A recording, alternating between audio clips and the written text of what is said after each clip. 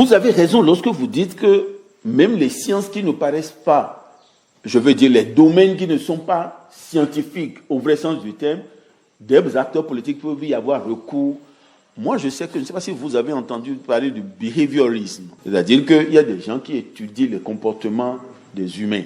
Je sais que sous, par exemple, le président Obama, il y avait un bureau de spécialistes de ça. C'est-à-dire que quand vous voulez initier des actions à l'endroit des hommes, il vaut mieux avoir une idée de qui ils sont, comprendre à quoi ils réagissent, à quoi ils sont sensibles, qu'est-ce qui les effraie, etc. C'est la connaissance de tout ça qui vous aide à déterminer la bonne manière de les aborder. Il y avait un bureau de ce genre qui essayait de voir toutes les solutions qu'on proposait aux problèmes. Est-ce que ça tenait compte, en ce moment-là, de la connaissance qu'on avait du comportement des hommes? Vous savez, il y a quelque chose que nous répétons souvent dans nos pays, et pas seulement au Bénin. On dit souvent qu'on a de bonnes lois. Mais que nous, les Béninois, c'est parce que nous sommes des pagailles, qu'on ne respecte pas les lois. Et ce n'est pas seulement au Bénin. Non, on dit non, nous avons de bonnes lois, ce n'est pas une question de loi. Mais comment la loi peut être bonne si elle ne tient pas compte des hommes que vous avez? La loi ne peut pas être bonne si elle ne tient pas compte des hommes que vous avez.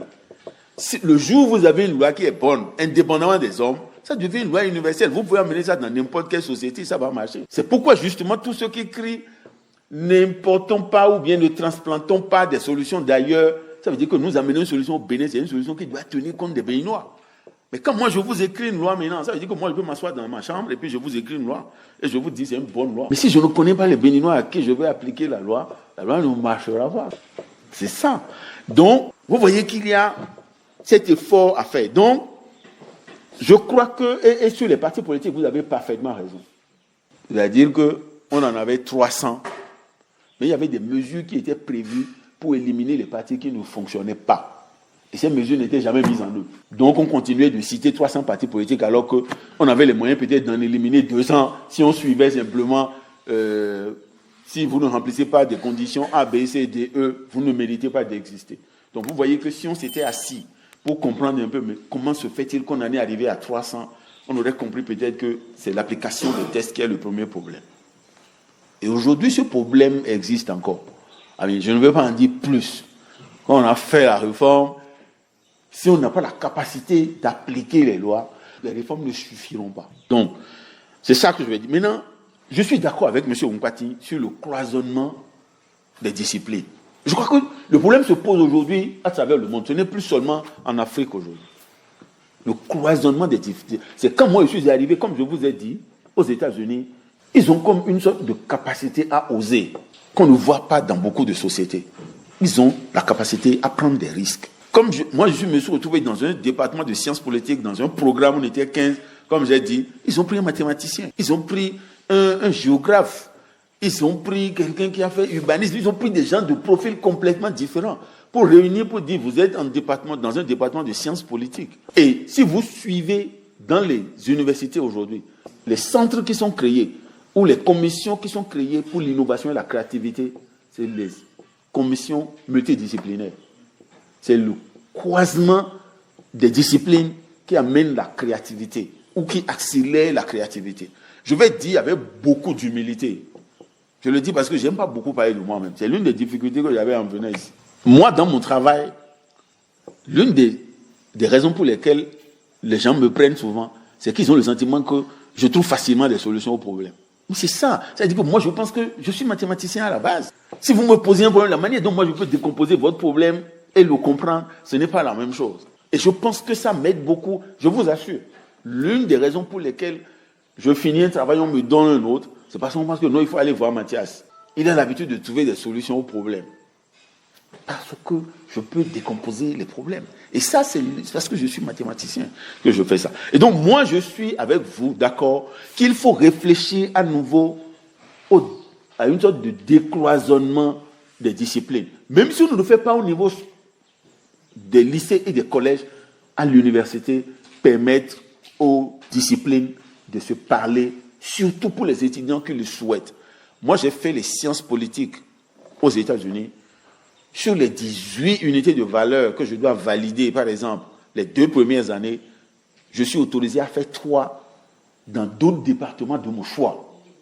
Je suis allé faire 1 en économie, j'ai fait 1 en sociologie et j'ai fait un en sciences juridiques. Et l'une des unités que vous ne pouvez pas échapper, c'est même en 2 unités que ça te fait, c'est les statistiques. Vous ne pouvez pas faire les sciences politiques aux États-Unis sans avoir une unité de valeur au moins en statistiques.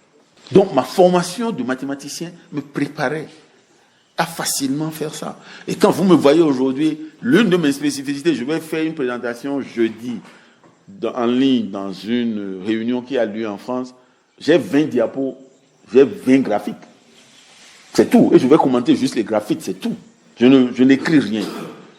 Mais ça, c'est parce que je suis mathématicien. Je suis capable de synthétiser un problème par un graphique, c'est tout.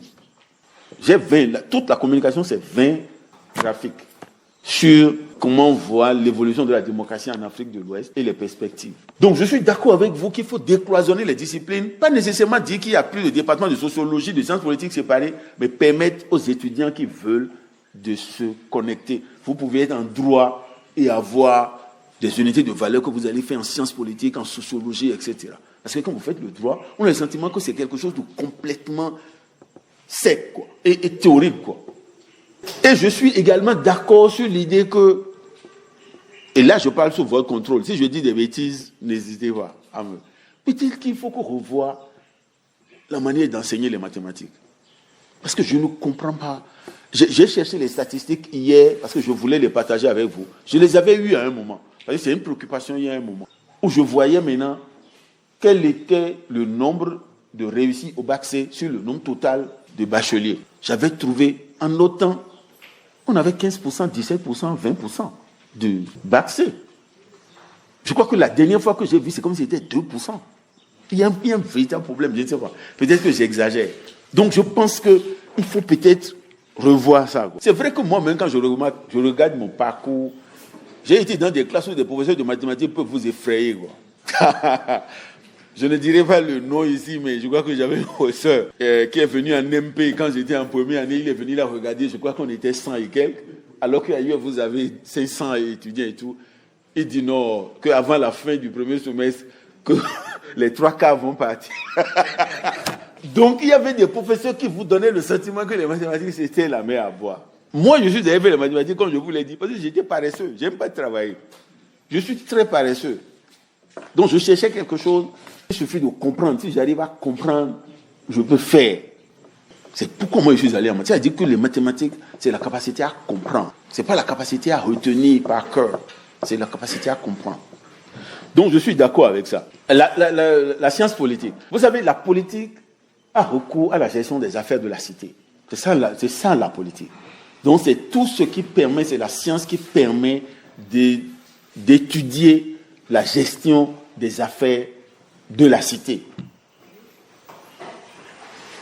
Donc, même si c'est la science qui permet d'étudier la gestion des affaires de la cité, vous avez, dans la gestion des affaires de la cité, plusieurs éléments qui entrent en compte et pour lesquels les mathématiques peuvent être extrêmement utiles. Vous avez besoin, par exemple, de définir d'abord ce que vous appelez la gestion des affaires de la cité. Et ça, on peut en faire une multitude de définitions. Ça, c'est l'un des problèmes. Et quand vous parlez de la démocratie, etc., le problème qu'on a, c'est comment on définit. Moi, je préfère la définition la plus simple, la plus basique, c'est la gestion des affaires de la cité. Vous avez, la cité, c'est une population. Vous partez du constat qu'avec les cités que nous avons aujourd'hui, ces populations ne peuvent pas se gouverner par elles-mêmes. C'est-à-dire qu'on ne peut plus répliquer les démocraties directes comme à une époque, à l'époque antique. Ça veut dire qu'il faut des gens qui vont gérer pour la société. Et les problèmes commencent à partir de là. Comment vous choisissez ces gens? Et les mathématiques interviennent. Si vous regardez maintenant, par exemple, les mécanismes que vous mettez en place simplement pour sélectionner, si je parle de modes de scrutin, vous voyez que c'est des formules qu'on écrit pour traduire, par exemple, les votes en part de siège. Vous utilisez des formules mathématiques pour le faire. Quand je dis, vous prenez des gens pour gérer à la place des citoyens, vous créez le problème que les économistes de l'information appellent le problème du principal et de l'argent. C'est-à-dire que le principal, c'est le peuple.